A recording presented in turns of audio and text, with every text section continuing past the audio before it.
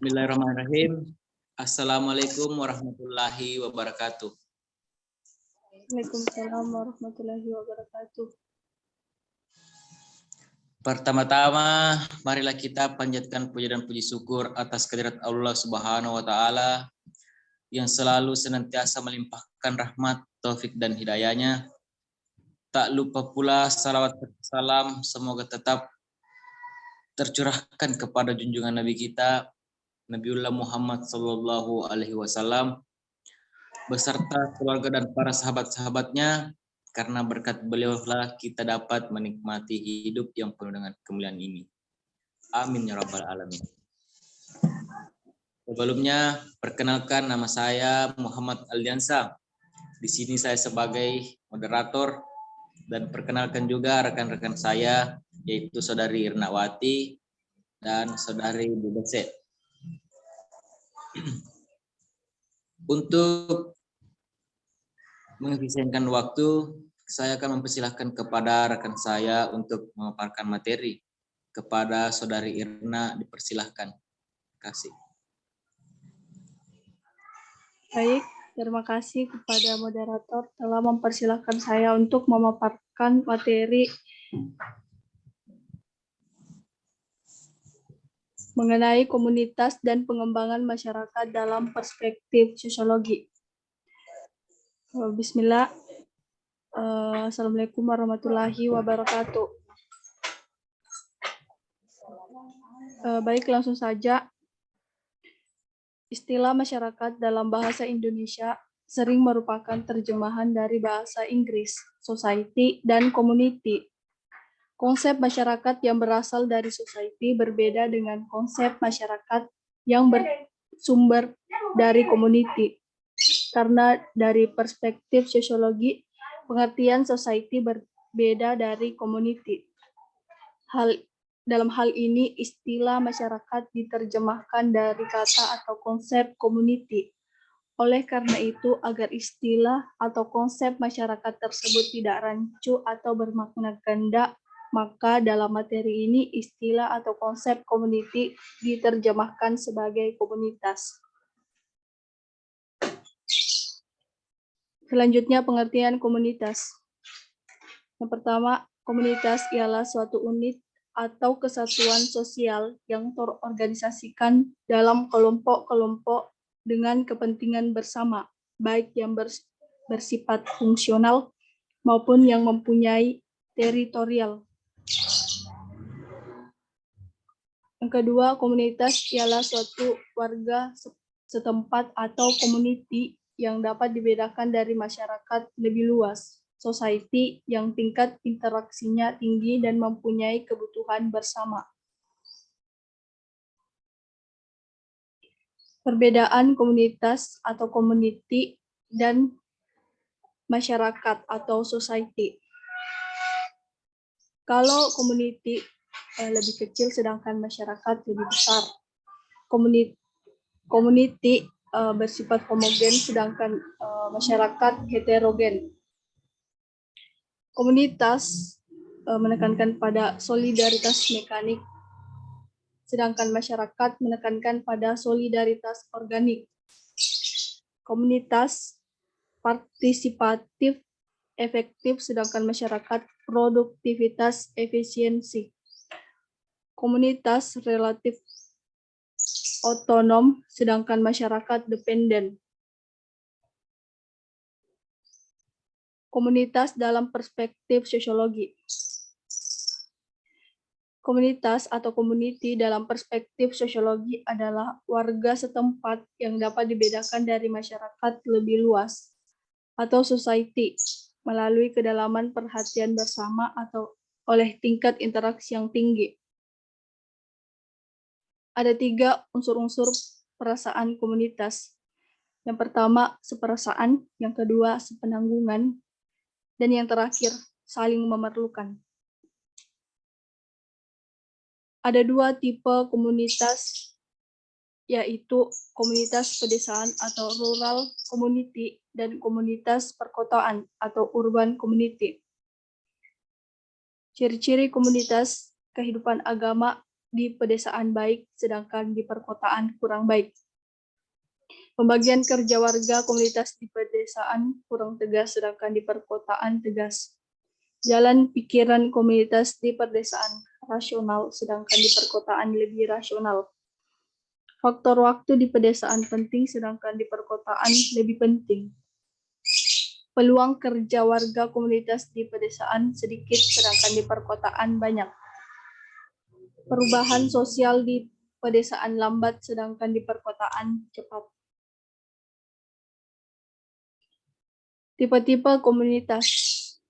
Berdasarkan ciri-ciri masyarakat agraris, terdapat tipologi komunitas agraris yang secara garis besar dapat dibedakan antara lain. Yang pertama, komunitas nelayan, pantai dan pesisir. Yang kedua, komunitas petani sawah, daratan rendah. Dan yang terakhir, komunitas petani peladang atau lahan kering, dataran tinggi. Mengapa perlu pengembangan masyarakat? Pembangunan sering dianggap obat terhadap berbagai masalah masyarakat, khususnya pada negara-negara yang sedang berkembang.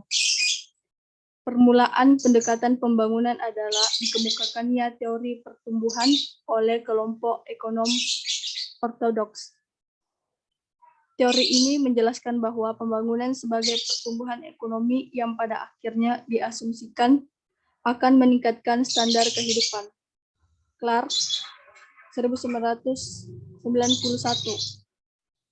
Mereka menggunakan GNP atau Gross National Product sebagai salah satu indikator keberhasilan pembangunan. Pembangunan tidaklah berbeda dengan istilah perubahan. Keduanya memiliki sisi positif dan negatif, tergantung kepada apa dan siapa yang akan diubah, dan juga bagaimana perubahan itu. Selanjutnya, pengembangan masyarakat adalah upaya mengembangkan sebuah kondisi masyarakat secara berkelanjutan, aktif berdasarkan prinsip-prinsip keadilan sosial dan saling menghargai. Menurut Weiler 1978, ada 6 pendekatan pembangunan, yaitu yang pertama, pendekatan pertumbuhan, yang kedua, pertumbuhan dan pemerataan, yang ketiga, paradigma ketergantungan, yang keempat, pendekatan tata ekonomi baru, yang kelima, pendekatan kebutuhan pokok, dan yang terakhir, pendekatan kemandirian. Pergeseran paradigma pembangunan dari pembangunan berpusat pada produksi ke pembangunan berpusat pada rakyat.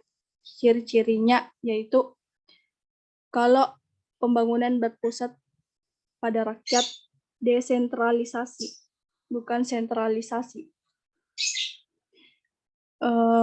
Partisipatif, bukan mobilisasi. Menekankan pada pemberdayaan, bukan penaklukan.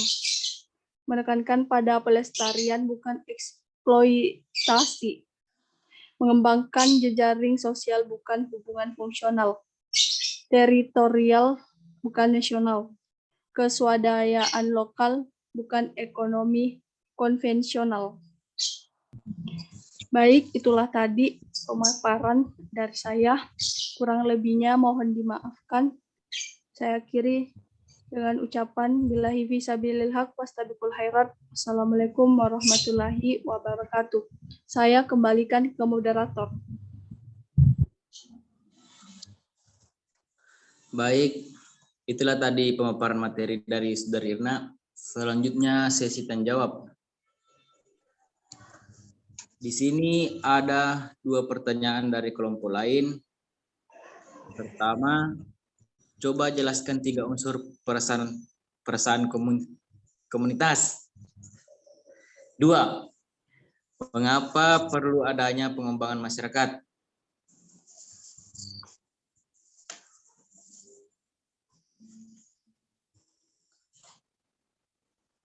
Saya serahkan kepada Saudari Bu Base untuk menjawab pertanyaan tersebut. Terima kasih. Baik, terima kasih Aldiansa. Saya akan menjawab pertanyaan yang pertama. Unsur-unsur perasaan komunitas atau community sentiment antara lain. A. Seperasaan. Unsur seperasaan akibat seseorang berusaha untuk mengidentifikasi dirinya dengan sebanyak mungkin orang dalam kelompok tersebut, sehingga kesemuanya dapat menyebutkan dirinya sebagai kelompok kami, perasaan kami, dan lain sebagainya. B. Sepenanggungan. Setiap individu sadar akan peranannya dalam kelompok dan keadaan masyarakat sendiri memungkinkan peranannya dalam kelompok dijalankan sehingga dia mempunyai kedudukan yang pasti dalam darah daging sendiri. C. Memerlukan. Individu yang tergabung dalam komunitas merasakan dirinya tergantung pada komunitasnya, meliputi kebutuhan fisik maupun kebutuhan psikologis. Pertanyaan yang kedua, mengapa perlu adanya pengembangan masyarakat? Seperti yang kita tahu bahwa pembangunan sering dianggap sebagai suatu obat terhadap berbagai masalah yang muncul dalam masyarakat, khususnya pada negara-negara yang sedang berkembang. Permulaan implementasi pendekatan pembangunan ketika dikemukakannya teori pertumbuhan oleh kelompok ekonom ortodoks. Teori menjelaskan bahwa pembangunan sebagai pertumbuhan ekonomi yang pada akhirnya diasumsikan akan meningkatkan standar kehidupan. Clark 1991, mereka menggunakan GNP atau Gross National Product sebagai salah satu indikator keberhasilan pembangunan. Dan perlu kita ketahui bahwa proses pembangunan masyarakat adalah proses yang panjang dan terus-menerus diperbaharui baik dalam tataran konseptual maupun praksisnya. Baik, itulah jawaban dari saya. Ucapkan terima kasih dan saya kembalikan ke moderator. Ya, itulah tadi hasil presentasi dari kelompok 1. Kurang lebihnya mohon dimaafkan. Akhir kata, billahi fisabilil haq, fastabiqul khairat. Wassalamualaikum warahmatullahi wabarakatuh. Waalaikumsalam warahmatullahi wabarakatuh.